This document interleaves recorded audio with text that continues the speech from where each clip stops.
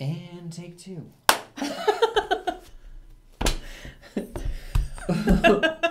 Welcome heroes, innocent bystanders, and villains to our show, A Girl and Her Unicorn comic book reviews.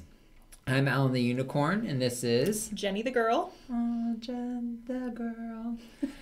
We'll be reviewing comic books throughout the week, and we'll be posting our videos here on Monday. We have been into comics. Jenny has been more recently into comics. She's more of a noob. She likes to call me a noob. I do. It's just fun. It's just a fun word. He really gets joy just out of kind it. Of like, noob. It's just an odd word. It's like you want to haze the noob. Exactly. Like, you really hate the noob for no reason. Like, it's just, other than, like, to call you a noob. I'm fine.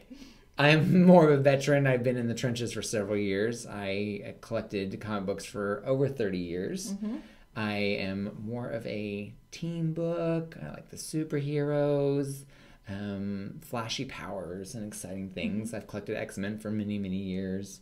Justice League, Avengers. Teen Titans. Yeah. Teen Titans I've been off and on a couple times. But was that like your first? Like, was that the first? What got you into comics? It was X-Men. My first foray into comics was X-Men Classics. I remember when my brother was born, we were in the hospital and we went to the little gift shop and they had the little stand and it like squeaked when you turned it. It was like, that's awesome. I know, it was really neat.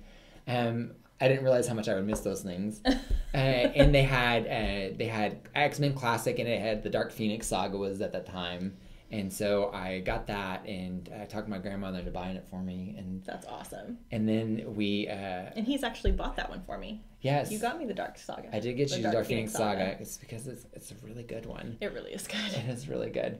So ever since then, I've always been, I went to drugstores to get them, or I would beg my parents to take me to the comic book shop. I lived in Europe for several years, and there was only one comic book store that sold American comics, and so you had to go all the way downtown. And so that was a big adventure in my life when you had to do that, because it wasn't just something you could just... I didn't know that. That's fun. It's just, fun Alan fact. Yeah. Factoid right there. Up there with he hates furry boots. I hate furry boots. It's the most atrocious thing in the world. This will come up. Yeah. Again. Times. I am horrible at names. I always want to reverse names or change or just them. Make them up entirely. Make a brand new title. Yeah. So, but I've been doing this for quite a while, or collecting for many years. I'm a huge completionist. I really like... I will stick with a book until it dies. No, it's dead and rotting before he gives up a book. Yeah, I mean, like, the corpse has to be burnt and scattering to the four winds before I think I give it up. It's bad. So what got you into comic books? She-Hulk got me into comic books. Excellent character. Yes, I just came across one day. I was like, you know what? I want this. And then I heard that like Netflix could possibly be doing a series, and I was like, oh crap, if I'm really going to collect these, I probably should get on that. And it just... snowballed from there. It snowballed from there. So I've always been into like superheroes and the genre. I've always been a big Batman girl. But just comics wasn't something I had access to. You really big into the magic books. I love the magic books. Yes. I love all the magic. So I got all of my She-Hulks collected, and then what do I do now? And it's more. It spiraled. It spiraled from there. So. For sure. So I also like teen books. I like strong female characters. My top 5 of life is like She-Hulk and Wonder Woman and Catwoman and Big Barda. Like those are my girls. Excellent. Yes. But then I also like Swamp Thing, and I love Batman, and I love... You do like the Batman. Tom King. You love Tom King. I love Tom King a lot. I love Joelle Jones a lot, so we should probably just preface that on the front end. Do you think you're more, do you get drawn more to the artwork of a book, or do you think you get drawn more to the writer of a book? I don't know. I can be really turned off when the art's bad. Yeah, that's true. But I think I can if the story's really good, I can give the artwork a lot of grace, and then vice versa, I guess. I don't know. I'm more of an art person. Like, if the art is excellent and the story is complete bunk, I will stay with it forever. I'm like, oh, I just love the way he draws this, or I love the job. I'm like, this isn't as entertaining. Yeah. But I don't don't know. I think I'm pretty story strong, I guess. Like I like a good story, but I do. I mean, there are books that I've read just for the art, so I can't say. Like I love Lady Mechanica, and some really of those good. stories are really good, and there are some that have been just so. But the Yeah. art in every one of them is stellar. But Awesome. I don't know. I like a good story. I like being sucked into a good story. I don't mind a good story, but I have a really hard time. Like Mm-hmm. I don't care if the story is excellent, if the art is horrible. I just I can't tolerate Well, sometimes I mean that makes sense because I think the art can carry a story if you're just like you know, because that's something I'm learning is how to let the art tell some of the story. And there are certain writers who, again, I think Tom King is a really good one where he lets his artist tell a bulk of the story, but it's married really well to where you feel like, because sometimes maybe you're like, I need the writer to do something here. You're like, okay, your art can't completely carry you if nobody knows what's going on. This is true. And so I like there to be a good balance because when it's magic. Like with Mr. Miracle, disagree. like it's magic when the two come together and it's just like, oh. Then there's books where the art is really good and the story is horrible, like And you just pretend Avengers. like, oh The beginning of Avengers, this new series with Ed McGuinness. I love Ed McGuinness's art. It's so much fun, but the story is horrid. Horrid. And then you have the Justice League where it's a little bit of the same. Yeah.